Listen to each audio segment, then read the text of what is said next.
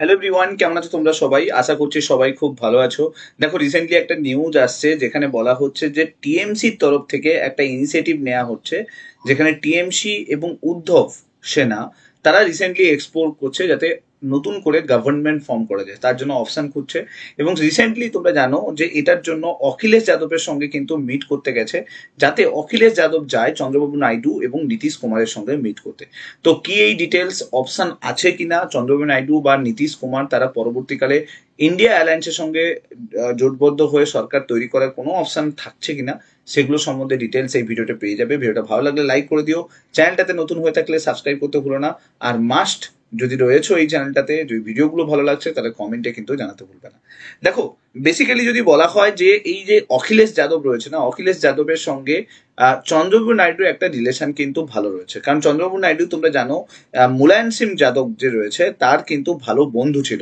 During the time of Mulayam Singh Yadav, Chandrababu Naidu এবং মুলায়ম সিং যাদবের একটা পুরো বলা হয় যে একটা খুব ভালো কিন্তু ফ্রেন্ডশিপ কিন্তু ছিল। আর সেই ফ্রেন্ডশিপটাকে ইউজ করতে চাইছে উদ্ধব এবং তার সঙ্গে সঙ্গে টিএমসি পার্টি। কারণ কংগ্রেস এই মুহূর্তে অপোজিশনে থেকে সরকার তৈরি করার ক্ষেত্রে খুব একটা বেশি স্বইচ্ছা দেখাচ্ছে না। তো তাই জন্য টিএমসির তরফ থেকে এই ইনিশিয়েটিভটা নেওয়া হচ্ছে অখিলেশ যাদবকে যাতে পাঠানো যায়, এবং যাতে নীতিশ কুমার এবং চন্দ্রবাবু নাইডুর সঙ্গে একটা বোঝাপড়া তৈরি করা যায়। দেখো, টিএমসির অভিষেক ব্যানার্জি তিনি কিন্তু ইন্ডিয়া অ্যালায়েন্সের যে মিটিং হয়েছিল সেই মিটিং এর পরেই কিন্তু উদ্ধব ঠাকরের সঙ্গে মিট করে, তারপরে কিন্তু অখিলেশ যাদবের সঙ্গেও কিন্তু মিট করে। তো বলা হচ্ছে হতে পারে অভিষেক ব্যানার্জি নতুন করে অপশন খুঁজছেন, অনেকগুলো অপশন, যে অপশনগুলোতে চন্দ্রবাবু নাইডু এবং নীতিশ কুমারকে যদি আনা যায়।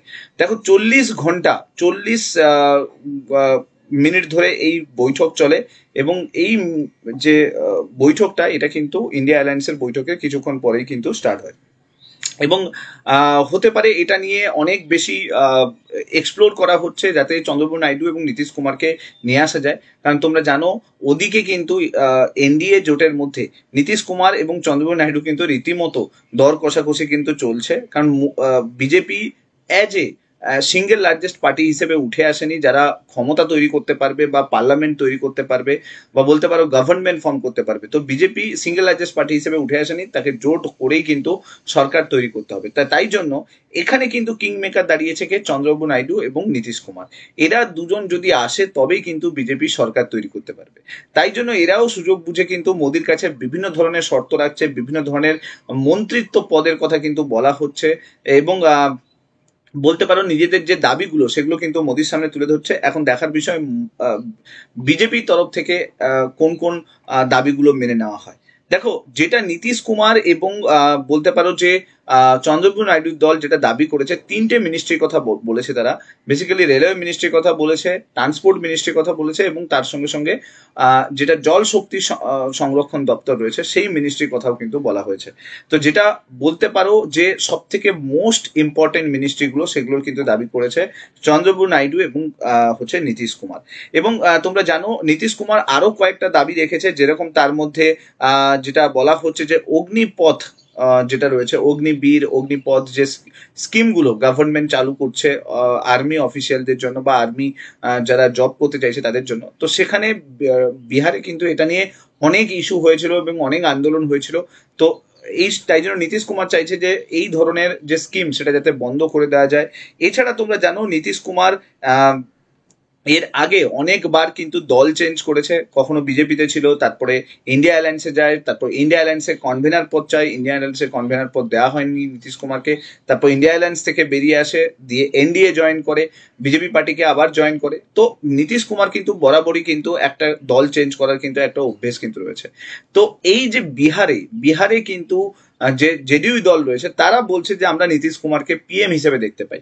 ঠিক আছে, এবার নীতিশ কুমারকে পিএম হিসেবে দেখতে গেলে একটাই অপশন রয়েছে, সেটা হচ্ছে ইন্ডিয়া অ্যালায়েন্সের সঙ্গে যদি কানেক্ট করে ইন্ডিয়া অ্যালায়েন্সের কাছে দাবি রাখে যে নীতিশ কুমার ইন্ডিয়া অ্যালায়েন্সের সঙ্গে আসবে, তার জন্য তাকে কিন্তু পিএম দিতে হবে, পিএম এর পদ দিতে হবে। ঠিক আছে, তো তাহলেই কিন্তু এটা হতে পারে, তাছাড়া তো সম্ভব নয়। তো এবার বলা যায় না, নীতিশ কুমার দল চেঞ্জ করতেও পারে। বাট ইন্ডিয়া অ্যালায়েন্স এই মুহূর্তে চাইছে তারা অপোজিশনেই থাকতে, কারণ এই যে বৈঠকটা হয়েছিল সেখানে কংগ্রেসের তরফ থেকে বলা হয়েছে যে তারা অপোজিশনে থাকতে কিন্তু বেশি হ্যাপি রয়েছে এই মুহূর্তে দাঁড়িয়ে। কারণ এই মুহূর্তে সেই পরিমাণ কিন্তু সিট নেই ইন্ডিয়া অ্যালায়েন্সের কাছে। এখন যদি জেডিইউ বা নীতিশ কুমারের দল এবং চন্দ্রবাবু নাইডুর দল যদি এগিয়ে আসে তাহলে হয়তো সরকার তৈরি করার ক্ষেত্রে হতে পারে। বাট নীতিশ কুমার রিসেন্টলি যখন এনডিএর মিটিং হচ্ছিল সেখানেও বলেছে, হাসির সঙ্গে বলেছে যে আমরা পিএম মোদিকেই চাই, আমি পিএম মোদির সঙ্গেই থাকতে চাই। বাট নীতিশ কুমার খুবই দল চেঞ্জ করে, রাজনীতিতে অনেক কিছু হয়। এবার দেখো, এবার কেশি ত্যাগী জেডিইউ দলের যে মোটামুটি বলতে পারো যে ওয়ান অফ দ্য অ্যাডভাইজার, তিনি বলছেন যে যে হ্যাঁ, আমরা নীতিশ কুমারকে পিএম হিসেবে দেখতে চাই, কারণ নীতিশ কুমারকে এককালে ইন্ডিয়া কনভেনার থেকে বের করে দেওয়া হয়েছিল। এখন তারাই অফার করছে যে যদি নীতিশ কুমার এগিয়ে আসে তাহলে পিএম হিসেবে নীতিশ কুমারকে দেখতে পাবো। কিন্তু এখানে যদি নীতিশ কুমার এগিয়েও আসে, নীতিশ কুমার যদি ইন্ডিয়া অ্যালায়েন্স জয়েনও করে নেয়, তাহলেও কি সরকার তৈরি করা যাবে? তাহলেও কিন্তু সরকার তৈরি করা যাবে না। কেন না? Because of that Chandrababu Naidu রাজি হতে হবে। চন্দ্রবাবু নাইডু যদি চলে আসে তখন সরকার তৈরি করা যাবে। আর চন্দ্রবাবু নাইডু কোনোভাবেই কিন্তু সরকার তৈরি করার ক্ষেত্রে কিন্তু রাজি হবে না। কেন না? ইন্ডিয়া অ্যালায়েন্সে আসতে রাজি হবে না। কারণ হচ্ছে সামনে অ্যাসেম্বলি ইলেকশন রয়েছে, যেখানে এনডিএর সঙ্গে অলরেডি মিলেমিশে ইলেকশনে লড়ার ব্যাপার রয়েছে। আর দ্বিতীয় কথা, চন্দ্রবাবু নাইডু যেটা প্রথম থেকে ডিমান্ড সেটা হচ্ছে যে যেটা অন্ধ্রপ্রদেশ রয়েছে তার কিন্তু স্পেশাল ক্যাটাগরি স্ট্যাটাস পাওয়া, যেটা অনেকদিন ধরেই কিন্তু দাবি করছিল। বাট সেই সময় কংগ্রেসের সময় হয়ে ওঠেনি। এখন এনডিএ সরকারে এখন অপশন রয়েছে, তো চন্দ্রবাবু নাইডু যদি স্পেশাল ক্যাটাগরি স্ট্যাটাস অন্ধ্রপ্রদেশকে পাইয়ে দিতে পারে তাহলে চন্দ্রবাবু নাইডু কিন্তু ওই এনডিএর সঙ্গেই কিন্তু থাকবে, ইন্ডিয়া অ্যালায়েন্সে যাওয়ার কোনো কিন্তু মানে হয় না। তো এক্ষেত্রে বিহারও দাবি করছে তারাও যাতে স্পেশাল ক্যাটাগরি স্ট্যাটাস পেয়ে যায়। কারণ তোমরা জানো স্পেশাল ক্যাটাগরি স্ট্যাটাস পেলে অনেক কিছু স্কিম, অনেক কিছু সুবিধে কিন্তু সেন্ট্রাল গভর্নমেন্ট থেকে পাওয়া যায়।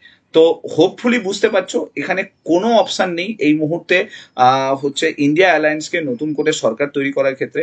কারণ দেখো, বিজেপির কাছে 240খানা সিট রয়েছে, one of the largest party যদি বলা হয় এই মুহূর্তে বিজেপি রয়েছে। তো তারা সরকার তৈরি করবে এটা তো নো ডাউট।